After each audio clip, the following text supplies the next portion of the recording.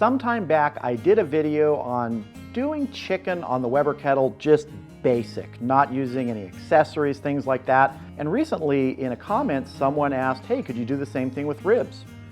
Yeah, so today I'm gonna be making basic, no fuss, no accessory ribs out on the Weber Kettle.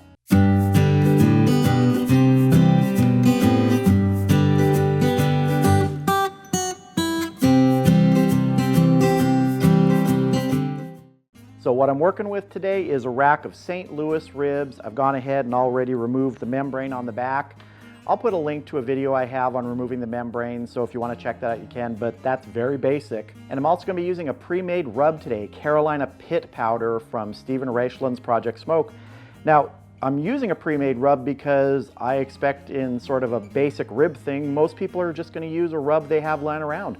So I'm not making a rub like I might usually do. I'm using a pre-made one. And we're going to give this a good coating. And because we're going basic, I'm going to be using a pre-made sauce later when I sauce these ribs. Go ahead and get the back side. And when I say basic, I mean basic. I'm not using a temperature probe. I'm not using any briquette baskets. The only thing I'm going to have out on the kettle is some aluminum foil that's going to be used to catch drips and kind of contain the charcoal. And the grill grate is just going to have a flip-up wing to add more charcoal if I need to. That's it. I am not even going to wrap these ribs. We're just going to go straight through, no wrapping. Get the edges here. Want to give our meaty side another dusting here to make sure we got a good coating. All right, these are going to go in the refrigerator for a while I go outside and get the Weber Kettle going. So as I mentioned, it's basic today on the kettle. As you can see here, I've just got charcoal arrayed along the side. And all I'm going to do is put a piece of foil over on this side to catch some drips and to kind of help contain the charcoal. Let's go ahead and get our charcoal lit. Just going to use a little tumbleweed starter here today. Pile some of our briquettes around it.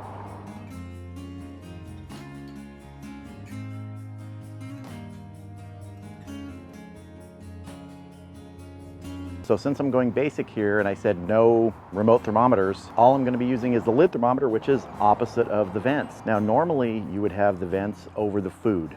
Generally that's the way you do it. Now I have gotten comments before about a certain video where I had the vents over the coals for a while. Let me assure you, you're not going to ruin the food if you forget and you do that. The kettle is an efficient cooker. Smoke does not just go straight up and out those vents. It fills the chamber. The heat is going to be in the chamber. Yes, preferably you want it over the food, but if you forget or if you have to do it there to get better airflow to get a good fire going, don't worry about it. But in this case, the vents being over the food means the thermometer will be directly over the briquettes, which is going to give us an inaccurate reading. It's already inaccurate. It doesn't give you a great level temperature reading. So what I'm going to do is I'm going to offset it slightly at about a 45-degree angle so that the lid thermometer is over the far end of the briquettes, which aren't lit yet. It's a compromise here, and I want to see how it's going to work because I do want some idea of what the temperature in here is going to be. I'm going to start with my bottom vents at 2/3 open and my lid vent fully open, and I'll adjust from there. So we'll let this come up to temp, and then we'll get our ribs on. All right, the lid thermometer is showing just a little over 200 degrees. We're going to go ahead and get these ribs on because the temp's going to keep rising. I'm also going to put a piece of hickory on here for some smoke today. All right, we're going to go ahead and get our lid on, get smoking. Remember, I'm placing these vents sort of offset. So the kettle temp I'm going for is about 250 degrees. With that grate level temp probe not being there, it's going to be a little more challenging to dial in that temperature. But really I want to try and keep that lid thermometer from spiking over, say, 325, because I find that that is usually 75 to 100 degrees higher than grate level. I just adjusted my vent so that the top vent is 1/2, the bottom vent is 2/3, and we're going to be letting these go for at least an hour before we check them. Normally I'd let them go 2 hours before I check them, but since we're not doing anything fancy today, no wrapping, nothing like that, don't have exact temperature control or close temperature control, I want to keep a little bit closer eye on them. So we'll look at them in an hour, see how they're doing. I'm not going to be using a temperature probe to test for tenderness between the bones of these ribs. I'm just going to be going on how they look, how they're flexing, how much meat there is pulling back from the bones. And when they're getting close to being done, that's when I'm going to sauce them. Give them maybe 20 minutes with sauce. So I'll see you back here in about an hour or so when we check these ribs.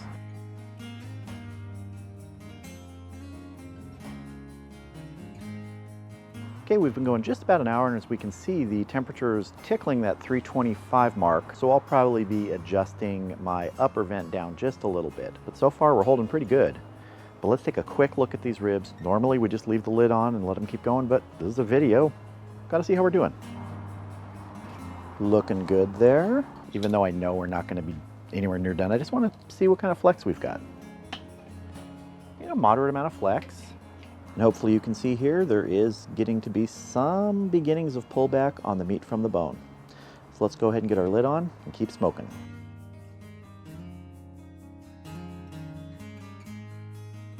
I'm going to adjust my vent slightly.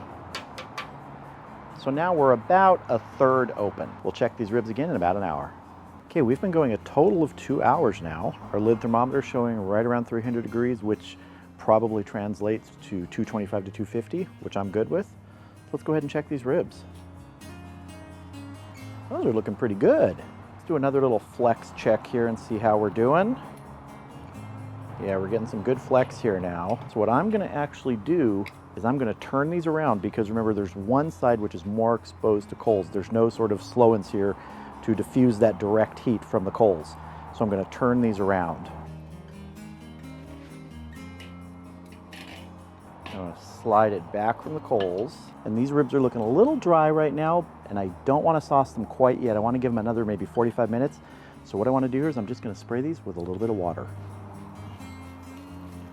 I'm also going to add one more piece of hickory in here, and we're going to get our lid on, keep smoking. In about 45 minutes, we're going to sauce these. All right, we're at about 280 degrees on the lid thermometer. That's going to translate to 225-ish at the grate level. So let's go ahead and check these ribs. It's been 2 hours and 45 minutes. Really good color on these. Do want to give another quick little flex test, and yeah, we're getting some really good bending there. So this is the perfect time to sauce these. The sauce I'm using today is a spicy apple barbecue sauce from Stephen Raishland. We're just staying with all Stephen Raishland things today, rub and sauce.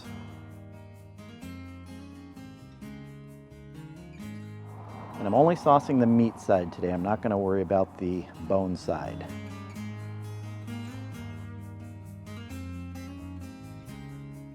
All right, I'm gonna go ahead and get the lid on. I'm gonna let these go for about half an hour, and then I'm pretty sure they're gonna be done.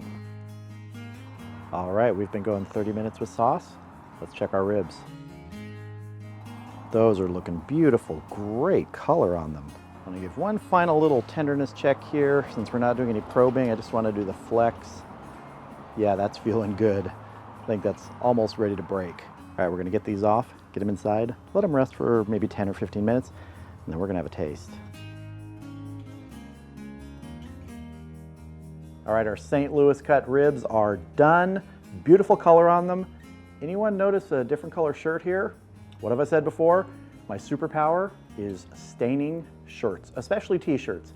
Walked in with this rack of ribs, brushed up against the other shirt, new shirt. But look at these things, great color. Now, the total cook time on these was about 3 hours and 15 or 20 minutes. That's less than what I would normally expect from St. Louis cut ribs. So when you're dealing with a kettle, when you're not using any accessories, you're getting some more direct heat rather than just indirect heat. The coals are not in a slow and sear to sort of block that direct heat. You don't really know exactly what the temperature is at grate level, could be higher, so you can get some quicker cooking, but I gotta say, these look really good, they smell great, good flex on them, not as much pullback from the bone on the meat that I would expect, but when they're tender and they're flexing like that, I don't want to take them too much further. So let's cut into these and see how they look. I've said before, I don't really like to flip the ribs over because then you mess up this nice top. So I'm just going to try and do this here. Let's see, we got the bone there. There. And right there. All right. Ah, looking good. Got minimal smoke ring, and I would expect that with a shorter cook time. Gotta say, they look good, nice and juicy. Nothing left to do here. It's time to taste. Gotta say, it feels good to be inside tasting these ribs because it's like 103 outside with crazy humidity. But if these taste as good as they look, it's gonna be well worth standing outside at that grill. So let's see. That's really nice. And look, bite away from the bone, not fall apart. I like my ribs to have that sort of bite where you can just pull it away from the bone. has some structure still. If you want these fall off the bone, I would give them another 30 to 45 minutes before you sauce them, and really just give them that 30 minutes of sauce time. And that's especially if you're not wrapping them. Like I said, if this is a basic way to make ribs today, no wrapping, nothing fancy, just some rub, some sauce, some charcoal in the kettle. I gotta say, it turned out good. Good rub and sauce combination. They work well together. That Carolina pit powder, which does have a little bit of a bite to it, a little bit of spice, and that spicy apple, really good complement. Hickory smoke's my favorite to use with pork ribs, and that just works fantastic here. So what's different about these when compared to how I would normally do them, wrapping them potentially, giving them a longer amount of time, really dialing in that temperature more?